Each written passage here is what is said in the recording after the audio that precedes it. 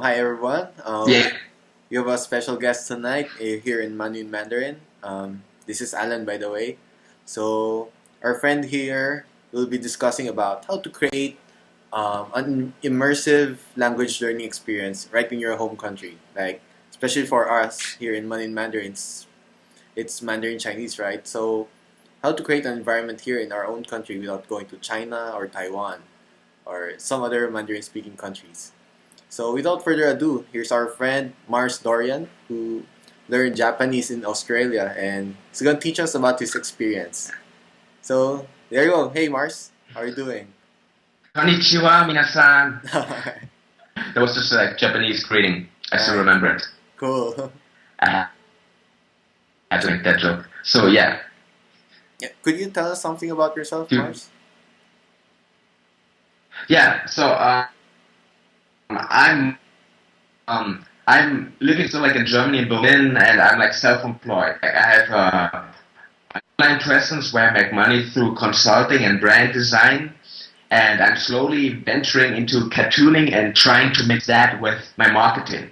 But back in the days, I used to travel like crazy, learning different languages all over the place, and one of my favorites was, of course, Japanese.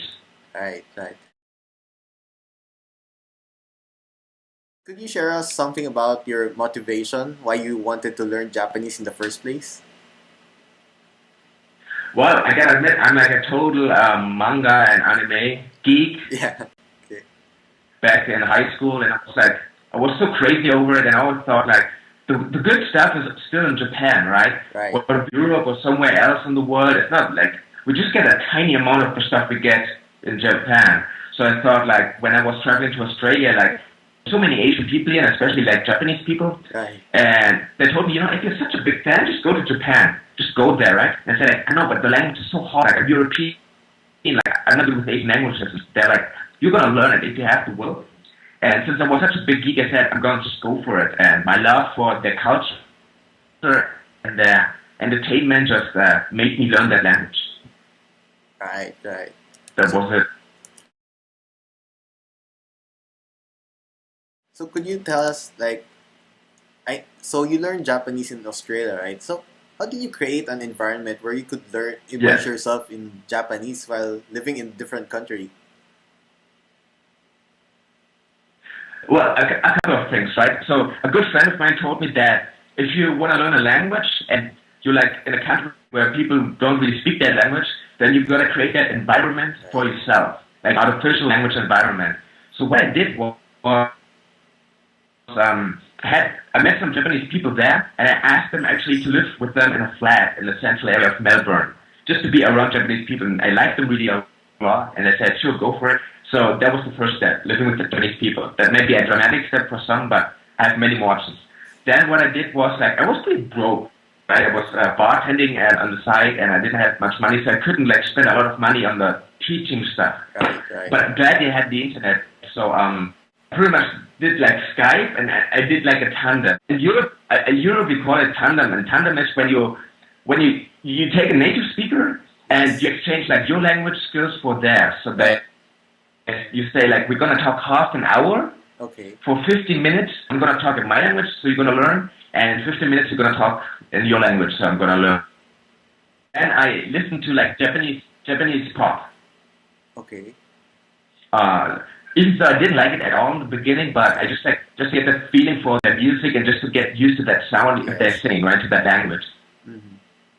So I exposed myself to Japanese pop every single day, Mm-hmm. and then I got like Japanese comics and pretending actually that I was Japanese myself. So if I would be like Japanese, right, how would I act? Like how would I pronounce that? And pretty much like the language, like meeting the people, talking on Skype, buying comics, listening to the music, pretty much buying posters and stuff, pretty much creating like my own like, little Japanese environment where I live. And that immersion totally helped me learn that language so much faster. Wow. Nice. How important is it to have fun while learning a different language? I believe that fun is the greatest, most important. Well, it's not a skill, but it's the most Yes. important attitude you have to bring towards the table. Mm.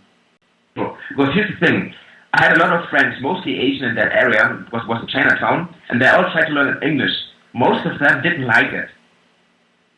They thought it was hard, it was not fun, it was challenging, and they were really bad at it. And I know they're saying like English is so much different from like Korean or Mandarin and stuff like that, but I had one friend who he was from Taiwan, Yeah. and he learned English so fucking quickly, it was amazing. Like,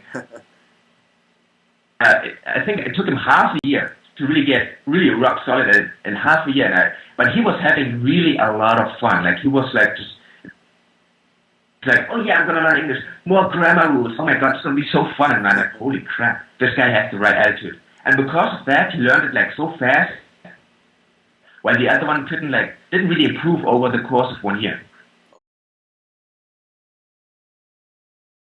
How do you think would someone, especially like learning Mandarin and Japanese? I think it's one of the hardest languages to learn in the world, right?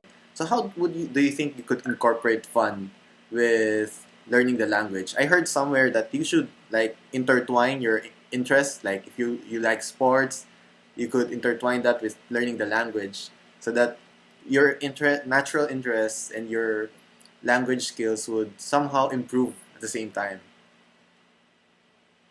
That's actually a pretty good idea because uh, you're already interested into your hobby, and then you mix it with something new. That's a kick-ass idea. And like with the Japanese, I would say like you have to totally immerse yourself. Yes. Like try to make everything as Mandarin as possible, right? Watch movies. Maybe even like if you use your smartphone as the next step, maybe even making that. Well, that may be hard because of the characters, right? Right. I actually did that for Japanese, using my iPod and turning it Japanese. Right. Even though I couldn't really read it, just to get a feeling for it. Yes. So try to make everything as much Mandarin as possible, even if it's just like going to a restaurant. Mm-hmm. Right. Just getting a feel for it, right? And make it really fun by making it visual. Right. Like what I did in Japanese as well was, when I had trouble like remembering words, I just like created images that were like similar to the sounds of that word. Like that's a very famous technique from the old Greeks, right? So if you link an image to a word, it makes you remember it much easier. Right. What sort of software or other tools you use right now to like hone your skills and maintain this level of fluency you have? It's Anki. Anki. Or Anki. I think it's Anki because it's Japanese. Have you heard of it? Yes, I heard of it from Benny from Fluent in 3 Months. I heard he's using that That for learning thing- Mandarin. It is so awesome. Should I really? Well, this helped me. Just like the tool I use all the time when learning that language. And what it is, it's like a really kick-ass free software, and it's like an electronic flashcard system. So instead of having a crappy little cards and writing like the word on top and then on the back, you put everything online, and Yeah. then it has like a really interesting algorithm, and it shows you those cards that you write yourself, and you're gonna repeat those words. Then the program asks you like, how well did you remember that name or that word? And then you click like, very good, good, well, not really, not at all. And depending on what you click, the card is either going to be shown more frequently or less frequently. Right. So that you could remember it. So that's a really intelligence behind that. So that the good words that you remember easily show up way less, All right. right? While the bad ones you can't remember at all show off more frequently. And you can like add pictures to that program, to those flash cards, and add video to it. And in Japan, like in Japanese, I had like I think I had like over 6,000 files, Wow. Wow. and Okay. mostly came from animation. Like I'm gonna kill you, or what's my name, and stuff like that, right? Because I don't want to learn like a boring ass sentence. My name is blah blah blah. What's your name? Right. No. I had to make it as fun as possible. So that's why I did. Get that program. It's Anki, Anki. Right. Okay. Just type it into Google and you find it and download it for free. Common excuse I have heard, like when learning a language, especially now that we're adults, is they don't have time. So, could you give us an idea how your normal day goes in learning a language, so that how could one insert time to learn a language throughout his day? Okay. Well, here's the thing. It really depends on your attitude. Like, you really have to know your reasons on why you're learning that language, right? If it's just like a hobby, but don't spend too much time on it. Maybe like half an hour to an hour, right? Mm-hmm. Right. But if you really want to learn it because, I don't know, you love that country, you're going to go there longer, you're going to work there or whatever, right? If you really want to learn it badly, then you should incorporate it whenever you don't use your native language. So when you don't talk to someone, like I said, put like your smartphone, like turn it into Mandarin, whatever, right? Or when you have free time, like read like a comic or just look at the pictures or listen to the music, right? Whenever you're not interacting in your native language because you have to, get in some of that new language, right? Incorporate it into your daily life, It's really important that you do it every single day. You don't have to do it like the whole day. Yeah. Yep. But you should do it like every day because it's momentum, right? It's better to study it every day, even a little, than do it like every other day than a lot, right? Because there's no consistency. Great advice.